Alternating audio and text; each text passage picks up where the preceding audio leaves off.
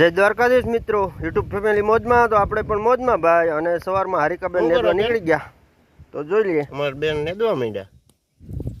જો ફાઇનલી હારિકાબેન નેદવા માંડ્યા અમારે.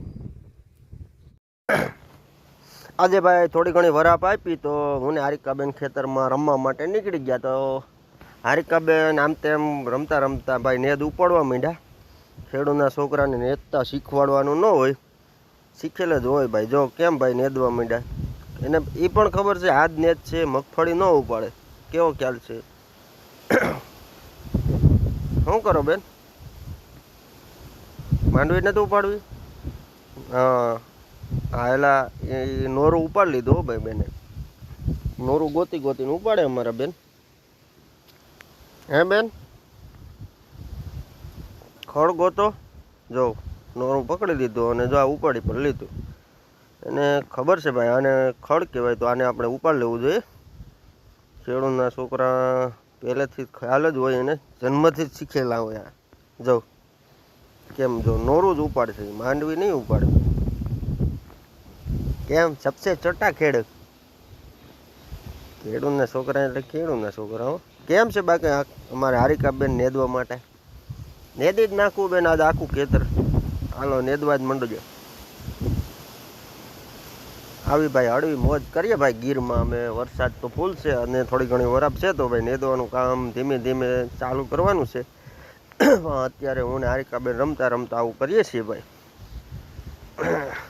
છોકરા રમે અને આપણે થોડો ઘણો ટાઈમ પાસ કરીએ. હું ને હારિકાબેન આવી રીતના કંઈક વ્યૂ છે ભાઈ. અમારે માંડવી છે ભાઈ, જે 22 નંબર છે ભાઈ. આ માંડવી કેવી રહેશે જોઈએ આગળ આગળ આપણે.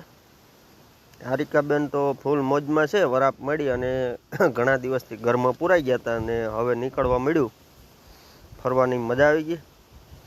તો આવું કંઈક છે ભાઈ, હાયલા કરે અમારે ખેડૂત માણાને આવું હોય પહેલાં નેદવાનું કામ. અને ત્યાર પછી હેલો દોસ્તો, આજે આપણે નારિયેળીના 2 રોપ લઈ આવ્યા. તો નારિયેળી વાવી દીધી, તમે પણ જોઈ લ્યો. આવી રીતના નારિયેળી વાવી છે પહેલાં. કેમ રહેશે? આપણે ક્યારે વાવી નથી, પણ પહેલી વાર 2 છોડ વાવવાના છે આપણે. તો એક તો વાવી દીધો અને આપણે હવે બીજો વાવવા જઈએ. બીજો છોડ અને ફાઇનલી આપણે બીજો છોડ પણ ખાડો ગારી અને ઉતારી દીધો. કંઈક એવડો છોડ છે ભાઈ. કીધું કાલ તો લોટણ છે, તો આપણે કંઈક આવી રીતના રાખી દઈએ, આવી રીતના વાવી દઈએ. વરસાદનું ટાણું છે એટલે થઈ જાય એટલે આપણે ત્રોપા પીવા થાય. કેમ કે હારિકાબેનને અને મને ત્રોપા તો પીવા જ પડે. તો કંઈક આવો છોડ છે પહેલાં. કયો છોડ કહેવાય, કોઈને ખ્યાલ આવતો હોય તો કોમેન્ટમાં જણાવજો. આપણો તો આ વિષય નથી, પણ છતાં વાવી દીધો. ઓકે, જય દ્વારકાધીશ મિત્રો, બધા મજામાં? યુટ્યુબ ફેમિલી આપણે પહેલાં નારિયેળી તો વાવી દીધી અને હુર ન ખતર એટલે આપણે પાણા ગોઠવી દીધા આ રીતના. નકર આપણે હુરનો ત્રાસ બહુ છે પહેલાં. અને બીજી નારિયેળી પણ થોડીક આગળ વાવી છે આપણે. અને તમે લોકો ક્યાંથી વિડીયો જોવો એ કોમેન્ટમાં જણાવતા રહેજો.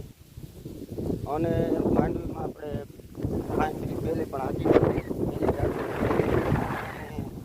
ત્યાર પછી નારિયેળીના છોડવા આપણે 2 લઈ આવ્યા હતા, તો એ પણ વાવી દીધા. જોઈ લો મિત્રો, આ રીતના પથ્થર ગોઠવી દઈએ ને તો કેમ કે હુર ન ખતારે. નકર આપણે હુરનો ત્રાસ વધી જાય. હુરનો એટલો બધી ત્રાસ કે માંડવી તો ખતર છે, ગમે એવી વસ્તુ વાવો ખતારી જ નાખવાની. તો નારિયેળીને તો બહુ ખતરે નારિયેળ ખાવા. તો આપણે એની ફરતે પાણા ગોઠવી દીધા. પાણા ગોઠવી દઈએ તો ન ખતારે એમ કહે છે એ લોકો વાવે છે. એ લોકો, આપણો તો અનુભવ નથી. એ લોકોએ કીધું એ રીતના આપણે કરી નાખ્યું. હવે ઉજરી જાય તો સારું કહેવાય.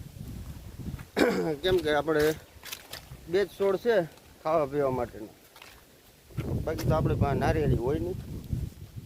અમે નદીમાં પાણી આવ્યું હતું, પણ જોઈ લો મિત્રો, નદી પાછી સુકાઈ ગઈ હાવ.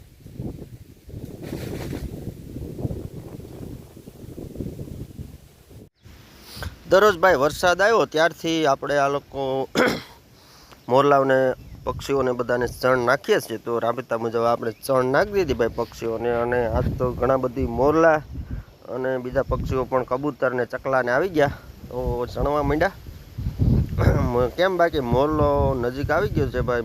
આપણા ઢારિયા ઉપર આવી રીતના ચણ નાખીએ અને આપણે મેળી ઉપરથી જોઈએ હું ને હરિકાબેન પંખી ચણ ચડવા માંડ્યા. કેમ કે વરસાદને કારણે બહુ ભૂખા હોય, કંઈ મળે નહીં, તો આપણે બધા લોકોએ ચણ નાખવી જોઈએ. અત્યારે આપણે દરરોજ ચણ નાખી દઈએ ભાઈ, એક પાલી એક તો નાખવાની, પછી વધારે હોય તો વધારે નાખી દઈએ. બાકી ભૂખા નથી રહેવા દેતા, એ પાક્કું છે. મોરલાઓને ખાસ ચણ નાખવી જોઈએ. આપણું રાષ્ટ્રીય પક્ષી છે ભાઈ મોર, તો એને તો ચણ નાખવી જ જોઈએ. અને બીજા પક્ષીઓ પણ એની સાથે સાથે ખાતા હોય. હારિકાબેન પણ જોઈને મજા આવી જાય અને બાળકો પણ આનંદ થાય. આ એક સંસ્કાર છે ભાઈ આપણા. તો આપણે બધા લોકોએ ભાઈ ચોમાસામાં પક્ષીઓને શેણ ખાસ નાખજો. અને આપણે જો નાખીએ 4 મોરલા છે ભાઈ, એ મોર ઢેલને આવી ગયા ભાઈ. ખિસકોલાન બિસ્કોલાન એવું બધું તો ભાઈ કબૂતર ને તો આવ્યા જ કરતા હોય, તો આખો દિવસ ખાતા હોય. મોરલા મોટા પક્ષી રહ્યા, મોર જોવાની ભાઈ હારિકાબેનને મજા આવી ગઈ. આવું કંઈક છે ભાઈ અમારા ગામડામાં. અને ત્યાર પછી નદીમાં ભાઈ પાણી જો નીર થઈ ગયું અને હું ને હારિકાબેન ફરવા માટે પૂગી ગયા. માતાજીનું મંદિર છે અને આ અમારી નદી છે, બાજુમાં જ આવેલી છે. જો હારિકાબેન પણ રમે છે દોસ્તો સાથે, અને આપણે પણ આવી ગયા ફરવા માટે, ખાસ રમવા માટે જ આવ્યા ભાઈ નદીના પટમાં. ફૂલ મોજમાં, મગર કાંઈ છે નહીં અત્યારે, એટલે આપણે રમવા આવ્યા, નકર તો આપણે ન આવી શકીએ. તો કેમ છે બાકી પાણી નજારો કેવો છે, વાતાવરણ કેવું છે ભાઈ? મોજ આવી જાય કે નહીં? ગીરની મોજ છે કે કેમ? આ ભાઈ અમારી ગીરની મોજ હોય આવી હળવી. જોઈ લો બાજુમાં નારિયેરી, અને અમારા હજી એક ભાઈ આયલા આવે, નીરવભાઈ તો આયલા આવે ભાઈ હજી. આવી જાઓ નીરવભાઈ, કેમ છો ભાઈ? અમારી જ રાહ જોતા હતા ભાઈ. હળવી મોજ છે ભાઈ અમારી. તો આવું કંઈક ભાઈ વાતાવરણ છે ભાઈ ગીરમાં અત્યારનું. વરસાદ ફૂલ છે એટલે મોજ છે ભાઈ. પાણી તો 2 કાંઠે નદી જાય છે, નીર કપૂરનું પાણી જાય છે.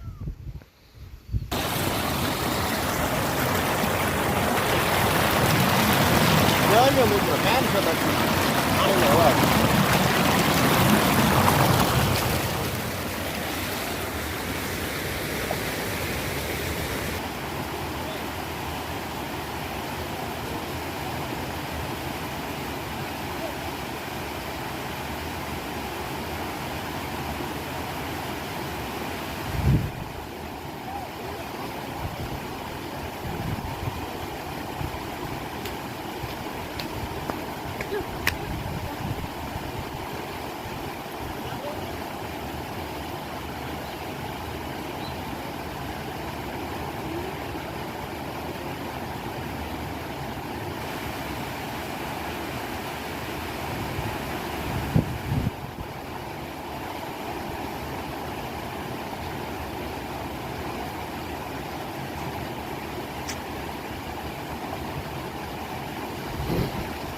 તો કેમ લાગી અમારી નદી? લાઈક કોમેન્ટ કરી દેજો પેલા.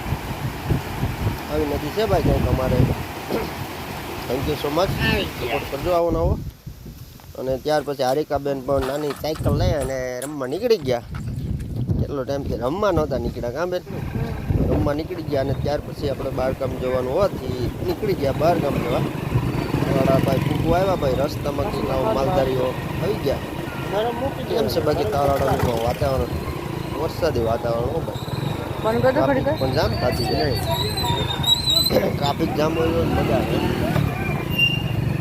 એ વાંધો નહીં, ટ્રાફિક જામ.